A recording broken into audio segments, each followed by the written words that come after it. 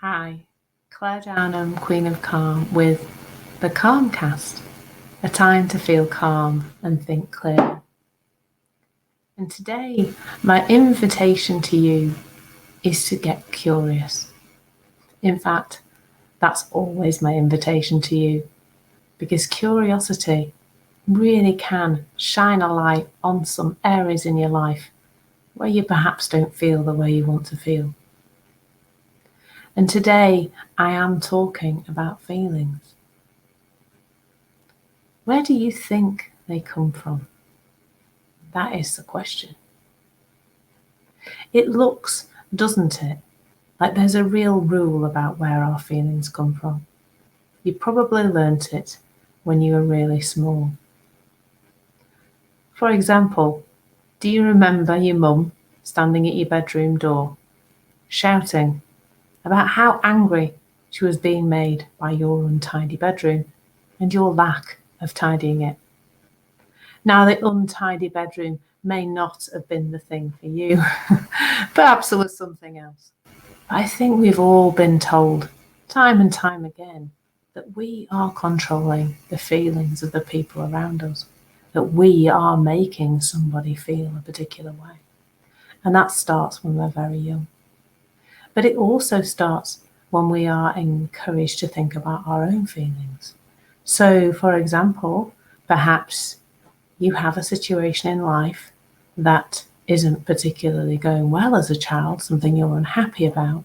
And as you cry, there is that reassurance, that well-meaning, beautiful reassurance from a parent telling you that you will feel better once this thing is over. So again, we get hooked into the idea, don't we, that our feelings are being caused by the things that are happening around us, what you might call your circumstances. But perhaps you've noticed already that that doesn't quite work out in life.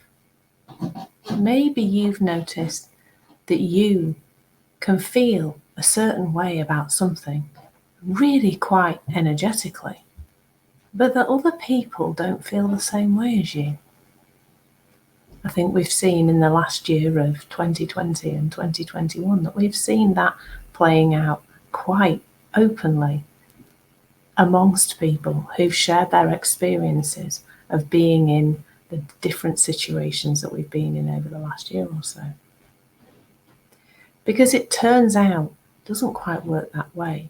And what I'm inviting you to do, as I've already said, is to just get a little bit more curious about where feelings are coming from.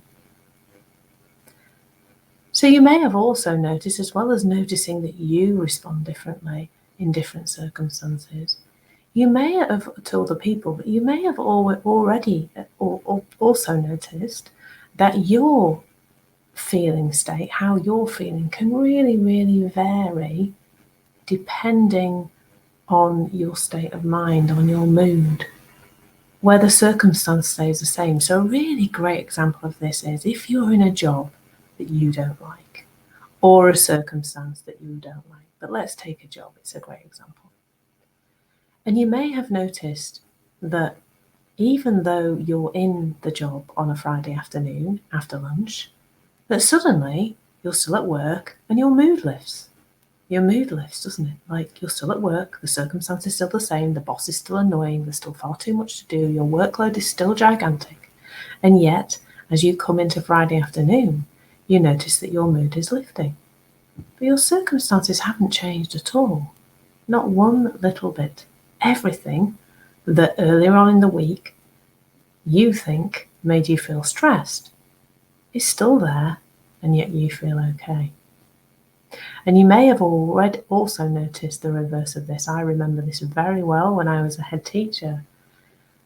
That Sunday night feeling, where you start to feel the feeling of being at work. And sometimes that can stop you from sleeping because you're thinking a lot about being at work. And you can end up on a Sunday evening feeling just as stressed as you do by Wednesday lunchtime, just because you're caught up with the idea of work. So the circumstance isn't there. You're not working, you're not at work, and yet you are experiencing that feeling. And also, there's a really interesting little experiment that I've done with groups of people. And this really does shine a light on how one thing can create a different experience in different people. I do some workshops sometimes, and I share 3 pieces of music with people. I play the 3 pieces of music, and the people pop the feeling that piece of music brings to them into the chat. And one of the pieces of music is a piece from Madame Butterfly, which is quite a sad part of the story, to be fair. But in the chat, I get many, many different responses in terms of how people feel when they hear that music, from sad, depressed, to quiet, peaceful, calm. What different, really different feeling experiences they bring. And I play 2 other pieces of music, and it's similar. The list is a really long list of all the different emotional responses that the things that people feel when they hear those pieces of music. So there's something else going on here. There's something other than the circumstances. Something is playing a part in how we feel the way we feel. I wonder what that could be. Perhaps you can see this playing out in your own life. And this is what I'm inviting you to do in this conversation, is to just get curious. Just start to notice where it might be playing out. Where in your life are you feeling something about a circumstance that perhaps isn't quite what it seems? And can you notice how you fluctuate, how you vary, how those feeling states change, even when the circumstances are the same? And one really fun place where you can watch this playing out with other people is watching a movie. I personally cry at most things in movies. I don't watch scary movies, so there's never, I don't generally get scared by movies because I don't watch scary movies. But I am easily scared by movies if there is something scary.